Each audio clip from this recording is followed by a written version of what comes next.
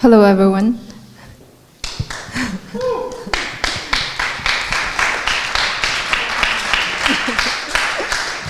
How are you doing? I just got here from the airport, so bear with me. Okay, so my name is Yiran. My topic is 3D art and the Onchain Future.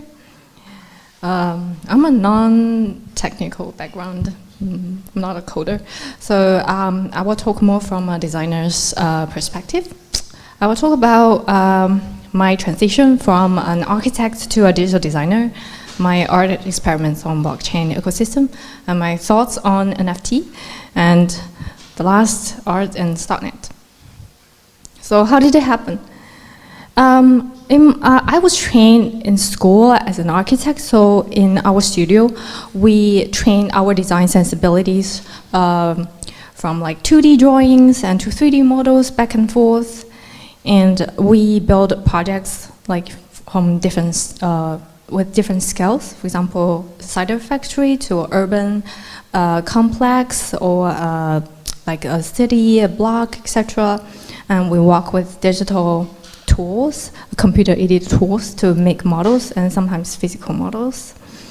And I also did practice because my desire to leave trace on this planet, and I want to build physical stuff. So I worked in corporate companies for a while, and I worked on different scale projects, including residential houses, luxury departments, and also urban parks. But my desire to build physical stuff waned out once I saw my physical stuff getting built, because I felt in corporate settings, the design elements was very minimal. Like it was, most of the effort was spent on like programming or project management. So, and then I focused more on my personal projects. For example, I built this furniture. I used Rhino to build it and then used the CNC machine to assemble it.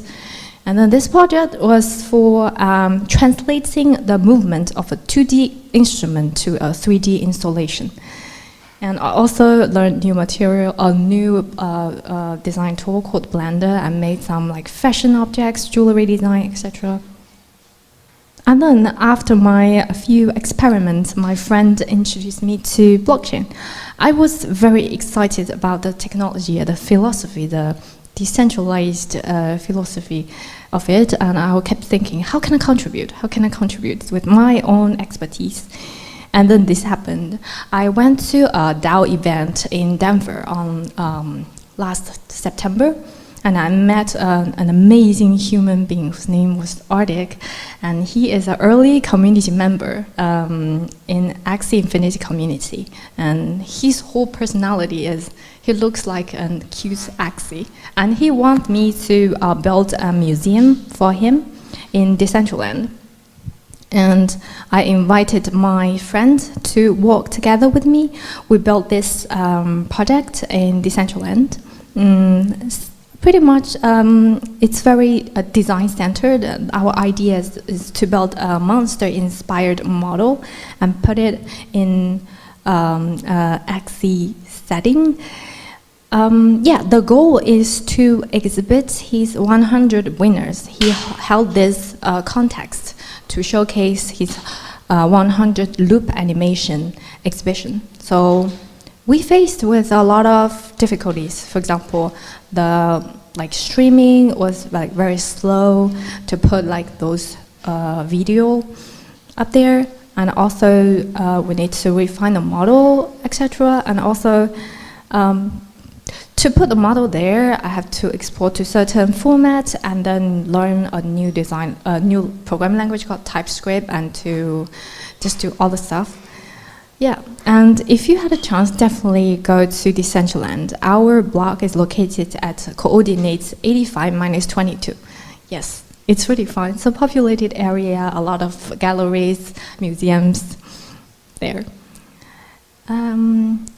And I also experiment with other platforms, including OnCyber, and I built some NFT projects. It's very compelling to see the strengths and different constraints with different platforms. So I was thinking, what can we build with Starknet? But yeah, let's talk about that later.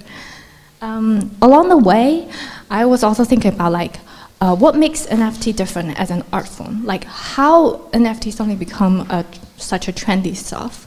And information I want to address here is that medium is the message, which means form and content can never be separated when you're looking at an art object.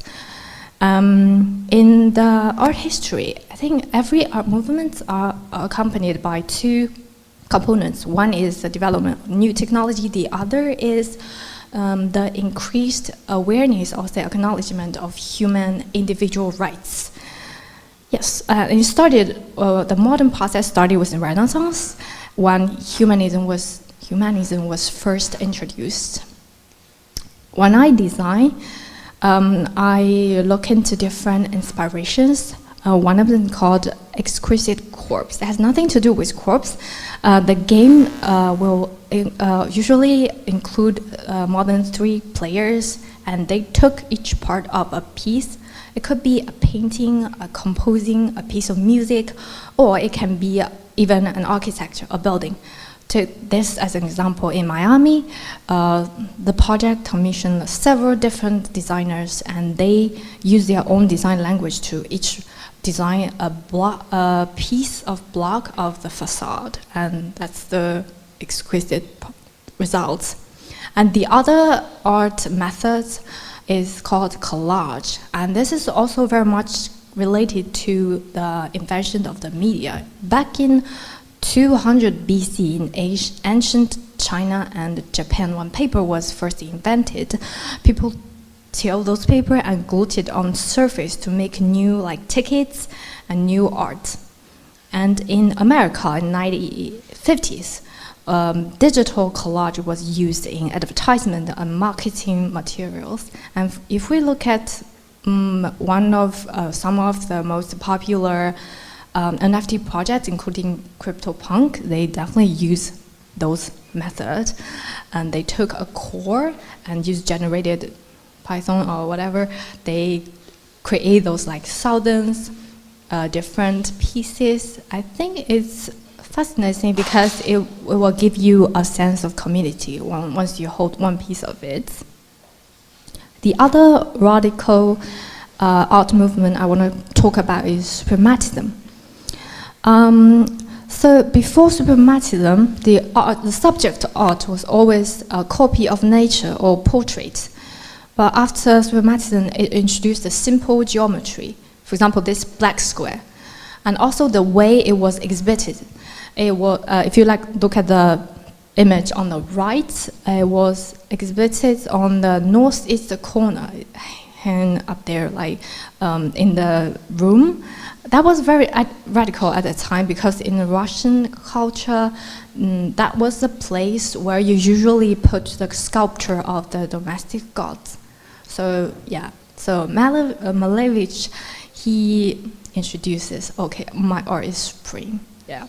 So it's radical in a way, the subjects of the art and also the way it was exhibited. It challenged people's perception of art. And if you look at the very first NFT, because Sotheby's compare it to Malevich's art, I think it totally makes sense because it challenged people's perception of art and also challenged people's perception of because it's related to the nature of blockchain, it's permanent and the way it's stored and the way it shows. It's very on-chain native. And the other project, a great example is called Math Castle. It has both a 2D and 3D layer, and it actually has 3 layers. If you look at the image on the left, we are actually looking at a top view of a 3D terrain. So that's the first layer. That's the NFT you bought. You thought it's 2D, but actually 3D. And the second layer is users can interact with it. They can change the surface, a pattern of the NFT, and they can write it back to the chain. They can change the image and just code it and permanently change it on the chain. And the third layer is invisible layer. It's actually the mass castle itself. If you look at the diamond shape castle-ish 3D image, that's the math castle they were referring to. Consists of 11,000 pieces of those terrains. I think it's fascinating because unless we render it off-chain with the data, it's actually not there. But it is there. It is there on-chain. It's just we don't see it. It's invisible. I think it provides a solution, a way to see how we can store or make 3D arts on-chain.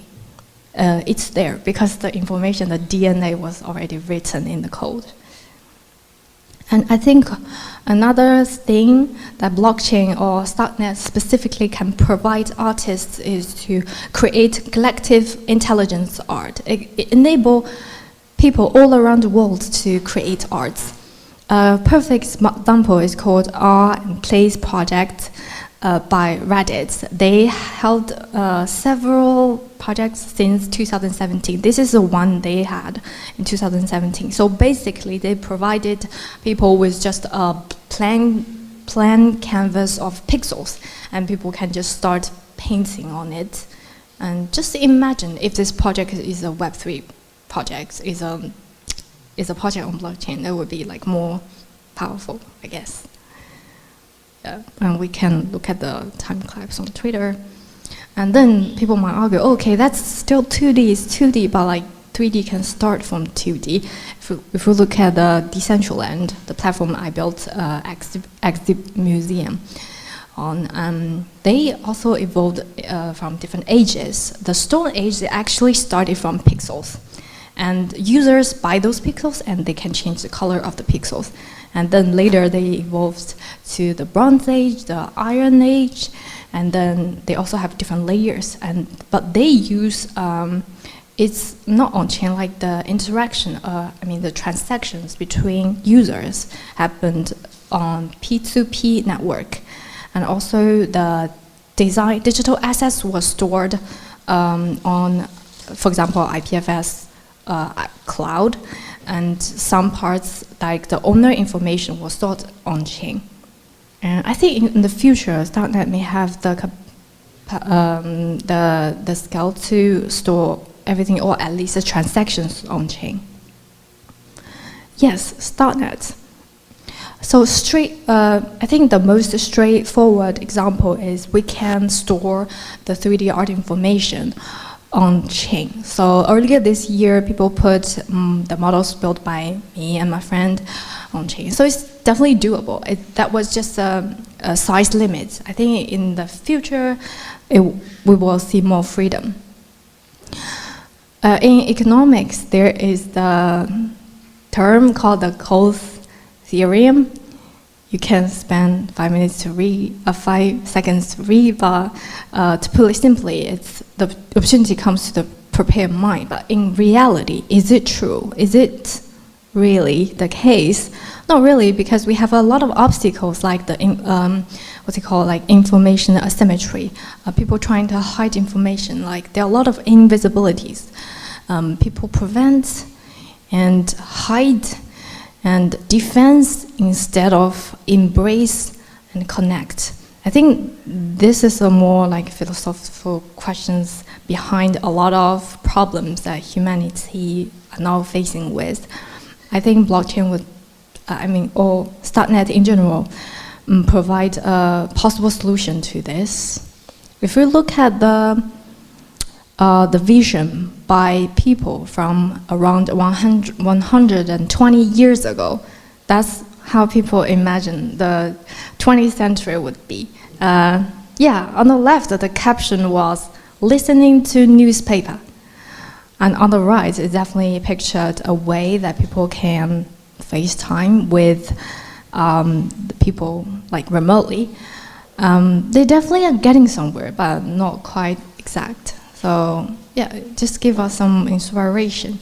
And I think also I'm just using my brain hole to think maybe time is something we can play with on Starknet. Because time, the concept of time is also relative. It's according to our people's frames of references. And Starknet or blockchain like they provided a new concept of time via blocks, and with the increasing or speeding up of the transactions, the concept of time also changes. And by then, I guess we can build multiverses would be possible. So everything, everywhere, all at once may be true. Also another like brain hole, and when we build 3D model, 3D arts or 3D platforms on chain, there are two ways to look at it. You are the main player, you are playing the game, and the second level is you are the one watching yourself playing the game. I think on level 2, you are really like starting to think about the system. You are thinking about you are part of the system. Well, only when you think this way, you can start to contribute to the system and making it an infinite game. Yeah, I think Starknet or blockchain provided this opportunity for us, and we can really vision how we can build more appealing 3D art projects here. So if you are interested in building some 3D projects with me, I'd like to talk with you like in later sessions. Thank you so much for listening.